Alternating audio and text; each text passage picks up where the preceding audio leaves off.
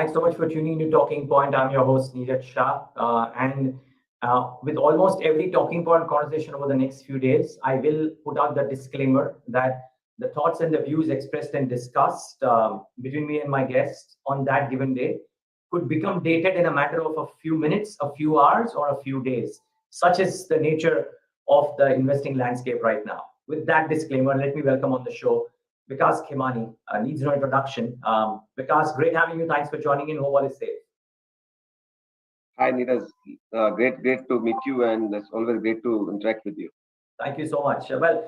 Incidentally, Vikas, congratulations. I presume you got awarded the best PMS on absolute returns, and also one of your themes got identified as the best thematic theme. So congratulations on that. Thank you, Neeraj. Thank you. I think these are just, I think it's a long journey, so these are just initial validations. But I think, you have to keep doing your work and all these things. Whatever happens, happens. So thank you very much. Yes, sir. You're right. Okay, Vikas. So let's talk about how are you approaching the situation. It seems to be, risk off seems to be a clear strategy. I was wondering if capital preservation in the current times is actually the capital gain, simply because it's probably very easy to lose money in the current volatile landscape.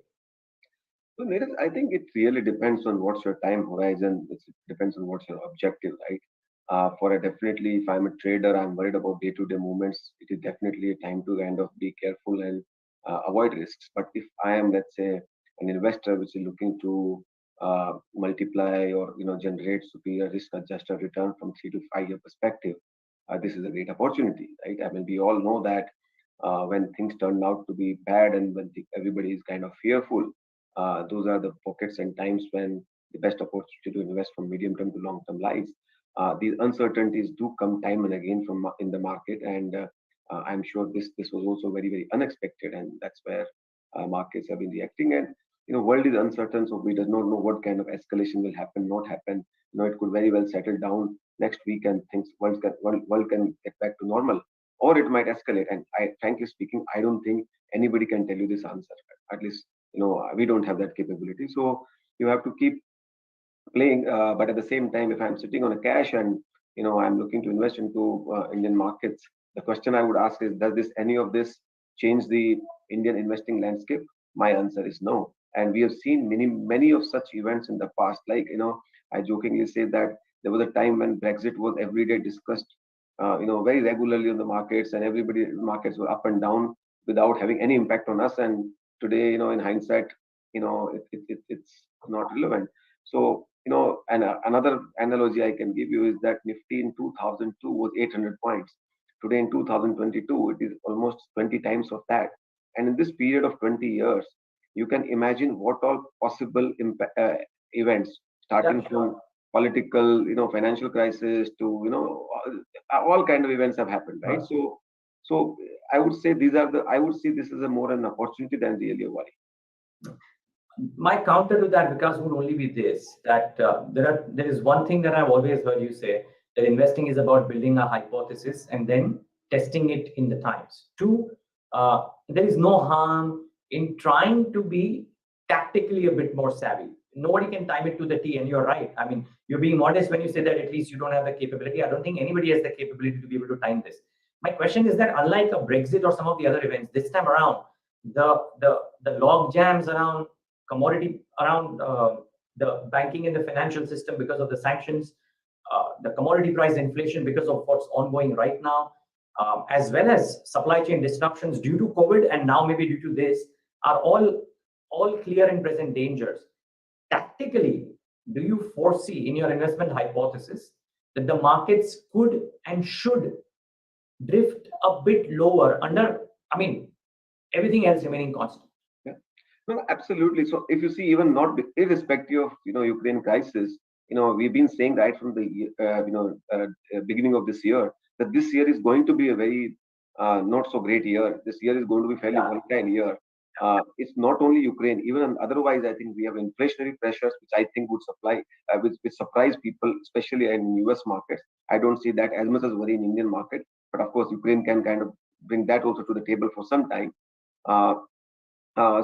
And plus you have so lots of events are there throughout the course of this year, and that will keep the market edgy. That will keep market sort of more volatile and range bound kind of stuff. So, and I think Ukraine only adds to a little bit more to that that viewpoint.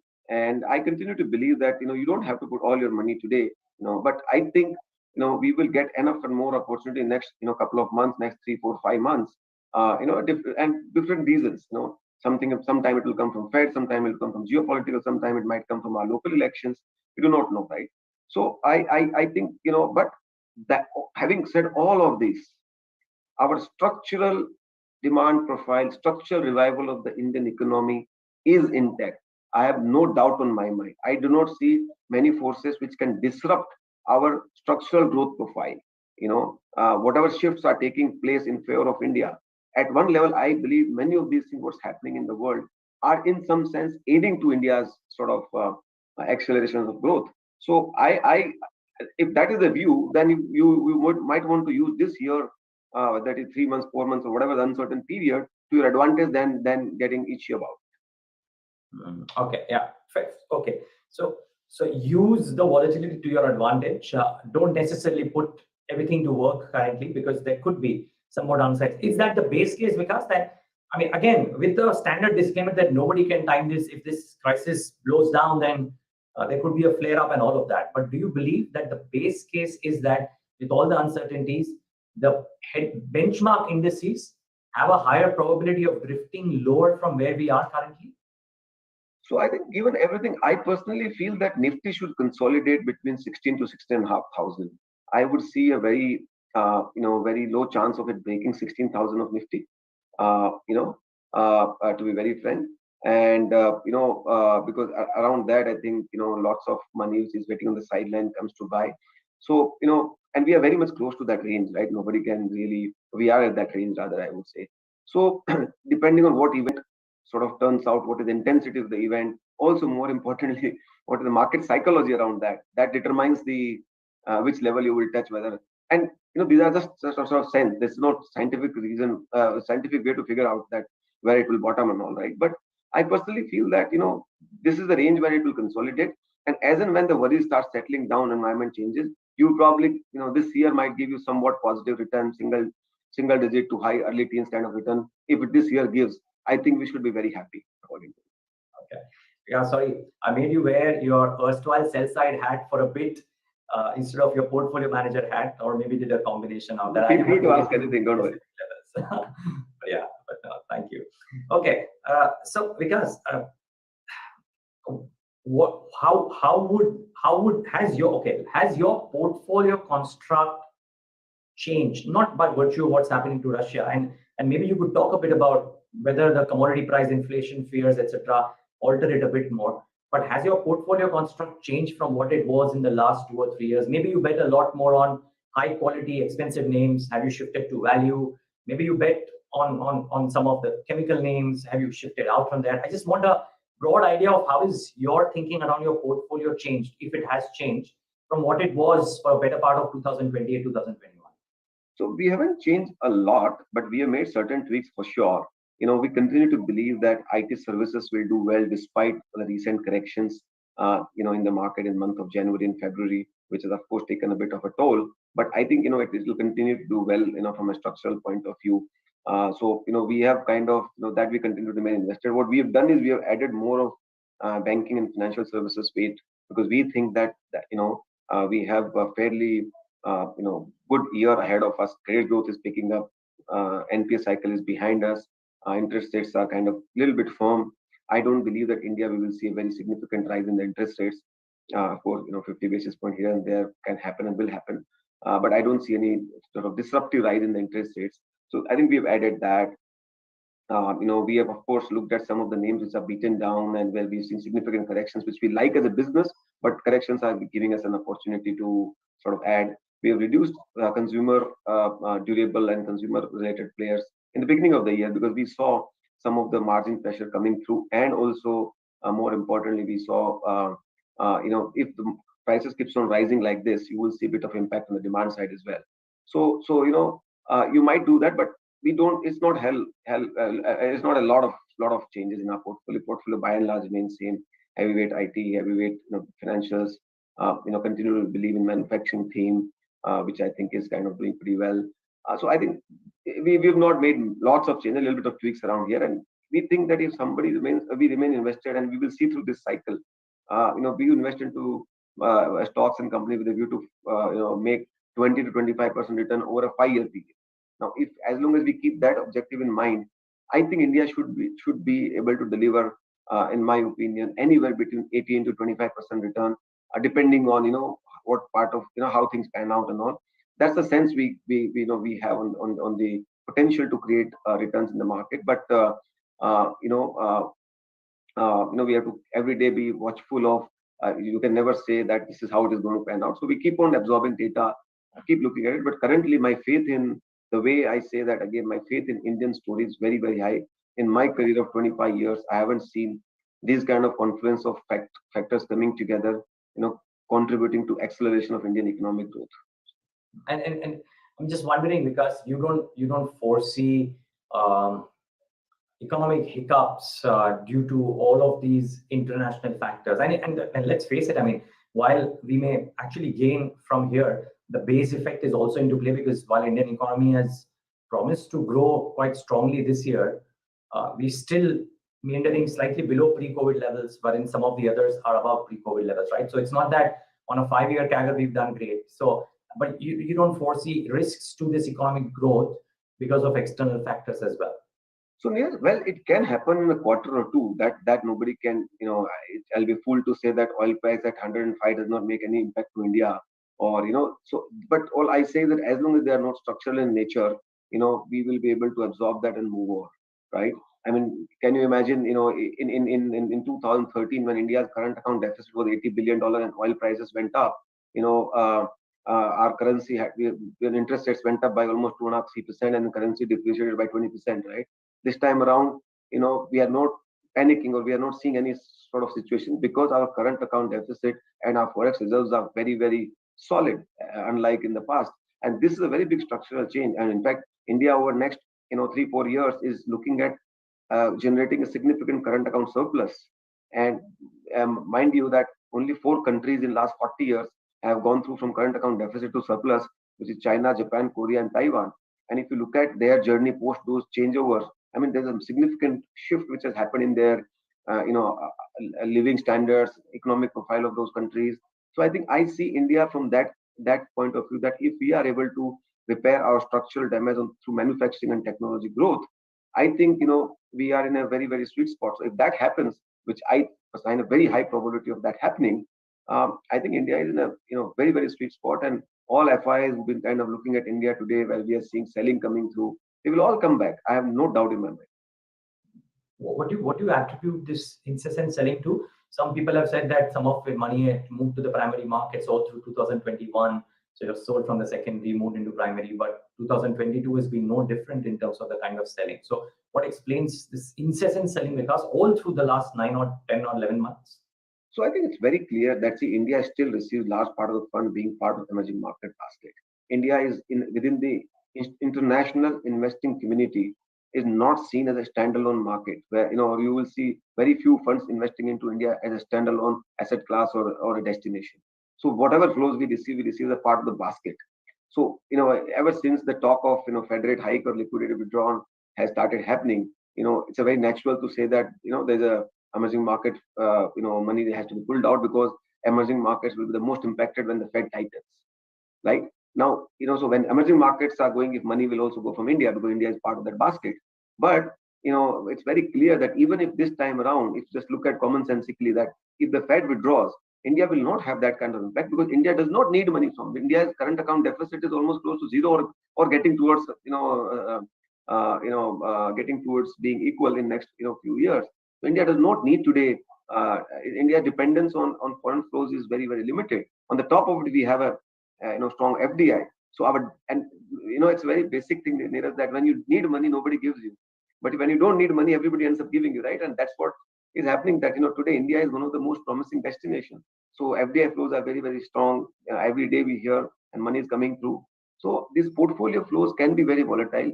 And I see a situation where in few years, it could be 3 years, it could be 5 years, when a lot of India dedicated funds of a very large size, from international geographies would come, and they will, I think, become very, very large, and that's where I think stability on the flows would be there. But one cannot totally rely on FI flows. In my opinion, what is the most reliable flow is our domestic flows. We are getting such a solid uh, flow coming through from our SIP flows, which is a very, very.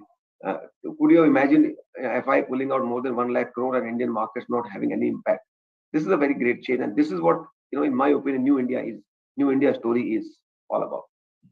Okay, I have three last questions, because one of them is on. Uh, One of them would be, okay, let me start with that.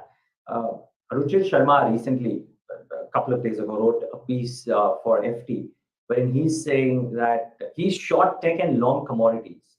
And he's saying that historically tech and commodities have followed opposite cycles, and he believes because of the underinvestment in energy all through in the last few years, the time for energy has come. I mean, not verbatim, but this is what I made of the piece as well.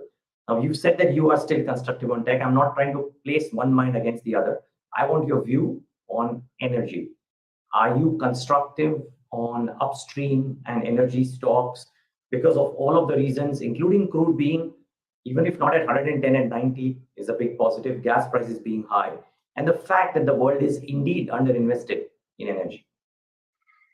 I do believe that, and I completely agree with you. And with due respect to Ruchir, I mean, he's much more accomplished than I am, and has lot of experience to his side. Ruchir has been saying on tech for last 3-4 years that it has peaked out, and he's a very, very great guy. So, but there's a big difference between Indian tech and US tech. India is more IT services business, right? It's transforming, but India is IT services. And when world over, every company is planning to spend or is forced to spend money on cloud migration and digitization, there's no choice but to come to India. India is the largest or only supplier of the IT services, right? So I don't see a situation where, even if, let's say, tomorrow there was a tech spending slowing down on the consumer tech side, Indian IT services having a big impact. Of course, a little bit impact would be there, and so I am not of that opinion. But I may be wrong. Commodity, there's no question on that I think because of the whole ESG initiative in the last couple of years, we have under invested into sort of hydrocarbon and energy related sort of spaces, and to that extent I think we are all seeing the cost of that, and I completely agree that it is going to remain like this. Demand is kind of robust. As long as the demand is robust, you have to rely on conventional energy. The new renewable energy still take time to sort of build. It could be 3 years, it could be 2 years, it could be 10 years. I don't know that. Hydrogen is emerging as a fast emerging as an alternative that could disturb, but we don't know. It is 3 or 5 years. Meanwhile, we have to every day carry our life. So meanwhile, the example I give is that when transition was happening into LEDs, there were incandescent and CFL bulbs were there, right? They were also getting sold, and in between, while the transition happened, because there was no supply in incandescent bulbs and all. Today also, by the way, the margins, volume may not be there, but the margins in those spaces and prices of those are higher than the LED prices. So this always happens, right? Because there's no supply and there's always a demand. So the pricing part can remain, in my opinion, strong over next couple of years. So to that extent, we have to be mindful of that fact. Okay, so a tactical trade. Okay, my final question is on the non-listed businesses, because you want a chunk of them. I want to understand what is your experience from ground zero. But before that, a word on your shift strategy, Vikas, for which I believe you've, one, that it's done really well. You've been recognized and all that. But two, just tell us what is, to your mind, the basic crux of this, and how long do you think the runway or the roadmap for whatever investments you're doing within your shift strategy, how long is that runway? So I think I've always believed that big money is made at the intersection of a big tailwind or a big structural sort of growth, and investing into businesses which are kind of leadership at the forefront of those businesses. And whenever there's a cross section of these two, and another way to put it, that if there's a tailwind and if you're a right ship, it can take you far, right? So so whenever this combination is there, you create huge amount of wealth, and we have seen this many times over in the past, right? And we see two very big structural change which are decadal in nature. One is in manufacturing, other in technology. And this has got created post-pandemic. Pre-pandemic, they were not existing in this size and proportion and acceleration. But I think pandemic has changed the game, and that's to the extent I say pandemic has been an economic boon for India. I think manufacturing GDP will grow to double from $450 billion in next 5 years to $1 trillion, and that is going to create massive amount of opportunity. Manufacturing in India has been never looked at with this kind of focus and this kind of drive and acceleration.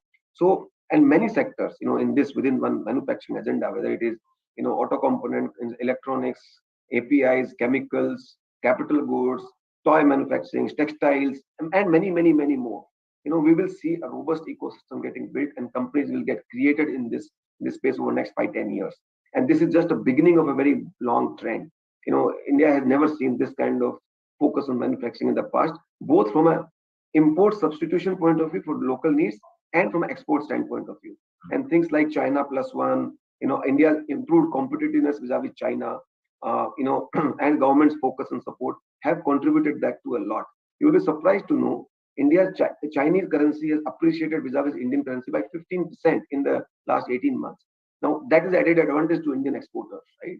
So all these things are kind of putting Indian manufacturing on a very, very robust growth path. And secondly, on technology, we all know, we have spoken many times over that Indian IT services, are the global supplier, and to this. And I think, in fact, yesterday, TCS CEO said that they are aiming to become a $50 billion company by 2030. That kind of, and then he caveats saying that, by the way, it might happen earlier also, if the demand persists, right? So when you see NASSCOM said that the exports will go from $165 billion to $300 billion in the next 5 years, right? So when you see this kind of demand environment, it is bound to create some wealth, or great organization, great companies who will cater to this demand, back home. So I see these two, have a very, very big opportunity out there.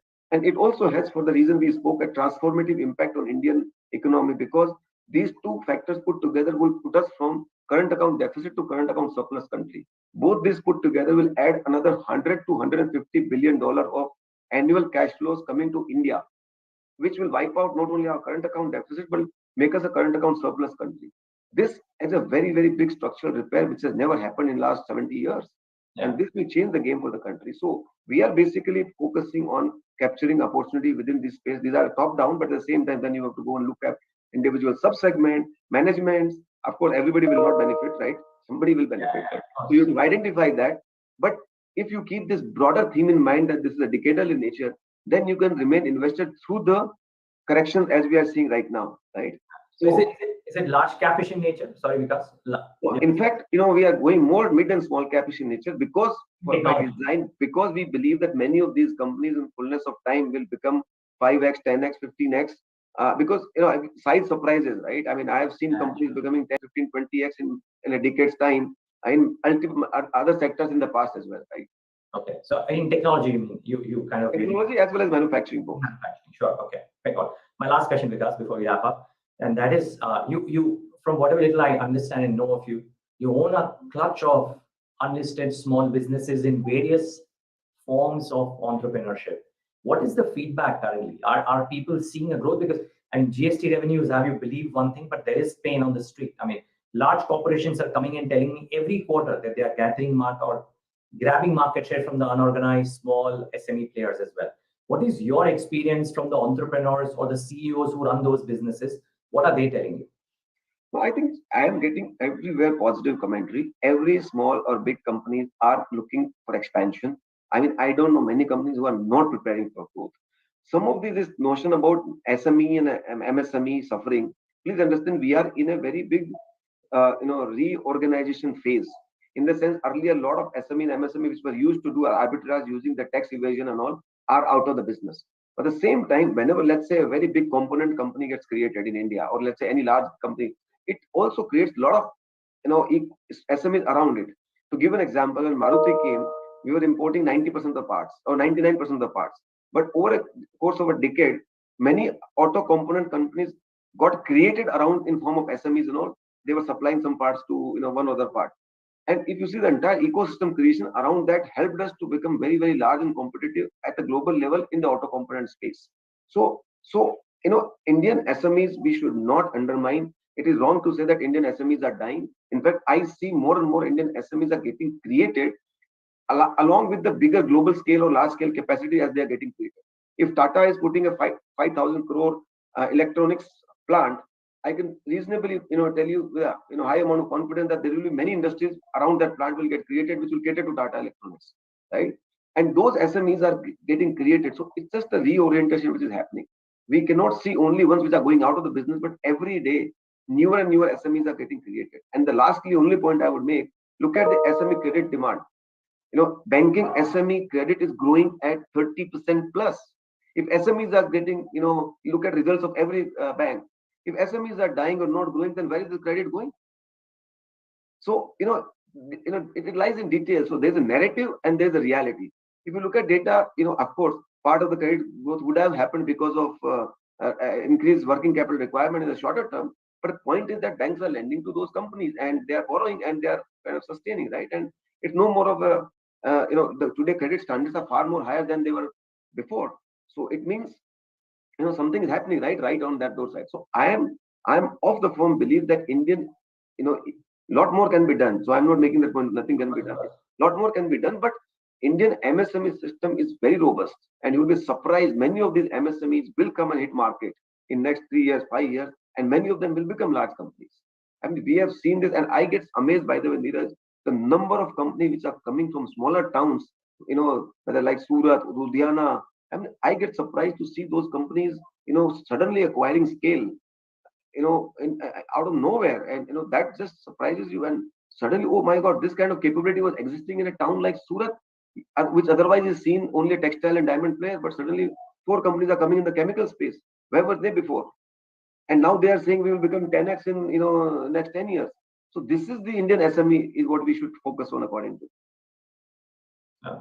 Inshallah, as they say. Because this was lovely talking to you today. I enjoyed the last answer the most, to be honest. Not that the others were pale. It's just that it's heartening to see some confidence on that pocket as well. So thanks so much for sharing the time today and giving us your thoughts. Much appreciated. It's always a pleasure to interact with you, Neeraj. Thank you. And viewers, thanks for tuning in.